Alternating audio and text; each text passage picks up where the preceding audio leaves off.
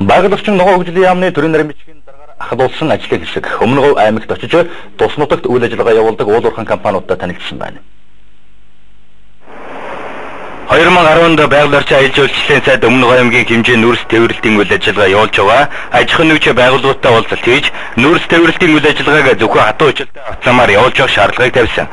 Үүний үр дүнд Energy Resource компани хатуу ажилтай зам барих ажлыг хийж гүйцэтгсэн. 2010 оноос галийн хяналтын бүсийн зориултаар баригдах тоо ихсэж байгаатай холбогдуулан тус яамнаас галийн хяналтын бүсийг хашааг 10 м орчим өндөртэй хамгаалтын хашаа байгуулах шаардлагыг тавьж тоосонцорын тархалтыг бууруулах зорилгоор 2012 оны 6 сард засгийн газрын тогтоолын төсөл боловсруулсан байна. Цаашид тоосонцорыг бууруулах ажлын хүрээнд уулуурхан бүтээгдэхүүний тээвэрлэлтийн явцад хяналт тавих, техникийн нөхцөлийг бүрдүүлэх, уулуурхан бүтээгдэхүүний галийн гүний хяналтыг тухайн уурхай байгуулах ажлыг хийх юм байна. Өмнө 2010 онд ганц их сайдын үед бол нүүрс тээвэрлэлтийн асуудал тоос байгаль орчинд нөлөөлж байгаа хохирол маш хэмжээтэй байна. Энэхүү нүүрс тээвэрлэлтийн замын өргөн гэхэд 1 км орчим өргөнтэй тоосонцын тархалт асар их байна гэдэг байгаль орчинд хохирлын хэмжээг тооцоог хийлгэж гаргасан. За энэ дагуу бид үндсэндээ 54 төгрөгийн хохирол өвчсөн байна байгаль орчинд тооцоолж гаргасан. За дараагийн асуудал нь цагаан хаданд байгаа галийн хяналтын талбайнууд байгаа. Тэр талбайнууд дээр нүүрсийг ашиглах үйл ажиллагаа явуулдаг. Тэр үйл ажиллагааны дунд галийн хяналтын үйл ажиллагааг зохицуулж хийдэг.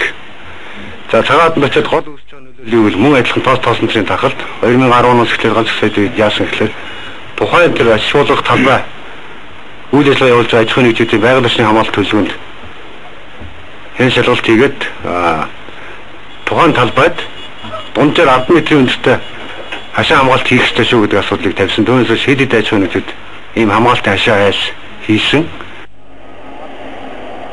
Өмнөговь аймгийн нутаг дэвсгэрт улсын чанартай 70 задгад 5 толгой гашуун сухад чиглэлийн автозамын трассыг дэд бүтцийн сайд 1997 оны тушаалаар 5 толгой оюу толгой гашуун сухад чиглэлийн автозамаар нүүрс тээвэрлэх замын трасс тогтоох асуудлыг 2005-2007 онуудад зам тээвэр аялал жуулчлалын сайд тушаалаар тус шийдвэрлэсэн байна. 5 толгой гашуун сухад чиглэлийн 7 км сайжруулсан шорон замыг 2005 оны 8 дугаар сарын 15-наас 2005 оны 10 дугаар сарын 15-ны өдөр хүртэл зураг төсөлгүйгээр барьж дуусган Пүшмон компани дангаараа тээвэрлэлт хийж байсан байна. Харин 2005 оны 11 дугаар сарын 15-ны өдөр 5 толгой Транс компани, 2006 оны 7 сарын 17-ны өдөр Орой Energy компани 5 толгой компанитай нүүрс судалдан авах гэрээ хийснээр 3 компани хүн даацын машинууд дээрх замаар нүүрс тээвэрлэлтийн ажил хийж эхэлжээ.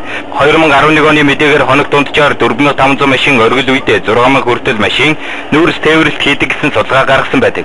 5 толгой гашуун сухад чиглэлийн замын ашиглалтаас зүүдэн байгаль орчинд учруулсан хөрөлийг байгаль орчин аялал жуулчлалын сайдын 2010 оны 5 дугаар сарын 27-ны өдрийн 156 дугаар тушаалаар батлсан.